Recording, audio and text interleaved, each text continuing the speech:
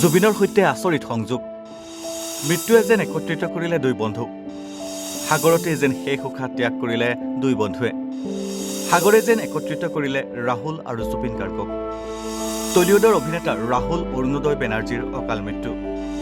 ধাৰাবাহিক এখনৰ বাবে শ্বুটিং কৰি থকা অৱস্থাত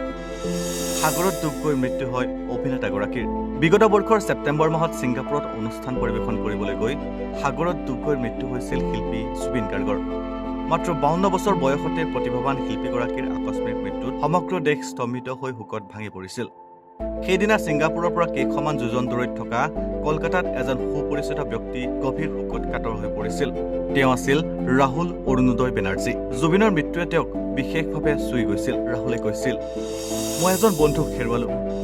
তেওঁ আছিল মোৰ চিৰন্তন বন্ধু ৰাহুল বেনাৰ্জীৰ প্ৰথমখন ছবি ৰাজ চক্ৰৱৰ্তীৰ পৰিচালিত চিৰদিন তুমি যে আমাৰ ছবিখনে 2008 চনত মুক্তি লাভ কৰিছিল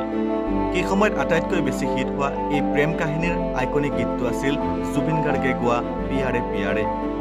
এই ব্যৰ্থ প্ৰেমৰ গীতটোৱে ছবিখনৰ ৰাহুল প্ৰিয়ংকা জুটিকো জনপ্ৰিয় কৰি তুলিছিল ৰাহুলৰ মুখখন এতিয়াও বহুতৰ মনত পিয়াৰে পিয়াৰে গীতটোৰ বাবেই ভাহি আহে জুবিনৰ মৃত্যুৰ দিনা ৰাহুলৰ এটা নাটকৰ অনুষ্ঠান আছিল মঞ্চত উঠাৰ ঠিক আগতেই জুবিনৰ মৃত্যুৰ খবৰত যেন ভৰি দুখন কঁপি উঠিছিল হাতত ফোনটো লৈ বহি তেওঁ হুমুনিয়াহ কাঢ়িলে পিছত ৰাহুলে জুবিনৰ সৈতে তেওঁৰ আত্মাৰ সম্পৰ্কৰ বিষয়ে কৈছিল ৰাহুলে কৈছিল পিয়াৰে গীতটো আইকনিক আছিল এতিয়াও যেতিয়া মই ৰেষ্টুৰেণ্টত খাবলৈ যাওঁ তেতিয়া কিছু সময়ৰ পিছতে তাৰ কৰ্মীসকলে গীতটো বজাই দিয়ে এতিয়াও মূলসুঁতিৰ দৰ্শকে মোক সেই গীতটোৰে মনত পেলায় মোৰ বৰ দুখ লাগে যে আজি মোৰ সেই কণ্ঠ গুচি গ'ল ৰাহুলে লগতে কৈছিল পিয়াৰে পিয়াৰে গীতটোৱে মোক আৰু প্ৰিয়ংকাক সেই সময়ত অতি জনপ্ৰিয় কৰি তুলিছিল এই গীতটোৰে আমাৰ জুটিটোক চিনি পায় 2008 আৰু 9 চনৰ সময়খিনি মোৰ বৰ ভালকৈ মনত আছে মই প্ৰিয়ংকা আৰু জুবিনে আগতে একেলগে বহুত ফাংচন কৰিছিলোঁ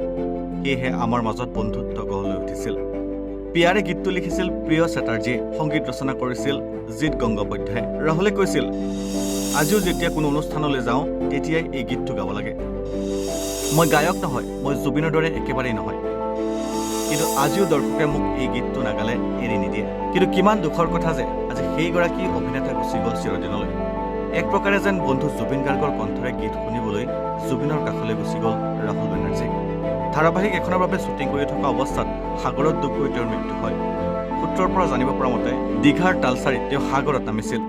তাৰপিছত তেওঁ পানীত ডুব যায় টেকনিচিয়ানসকলে তেওঁক উদ্ধাৰ কৰি চিকিৎসালয়লৈ লৈ যায়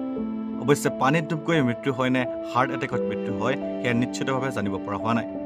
অভিনেতাগৰাকীৰ মৃত্যুৱে পশ্চিমবংগৰ লগতে সমগ্ৰ দেশৰ চলচ্চিত্ৰপ্ৰেমীসকলক শোকস্তব্ধ কৰি তুলিছে আনহাতে যদি চাওঁ ৰাহুলৰ মৃত্যুৰ সৈতে অসমৰ প্ৰাণৰ শিল্পী জুবিন গাৰ্গৰ মৃত্যুৰ কিছু মিল থকাৰ লগতে দুয়োগৰাকী শিল্পীৰ মাজত এক আচৰিত সংযোগ আছিল সেয়েহে দুয়োগৰাকী শিল্পীক হেৰুৱা বেদনাই এতিয়া শোকৰ ছাপ পেলাইছে সমগ্ৰ চলচ্চিত্ৰ জগতত news desk report north east নাও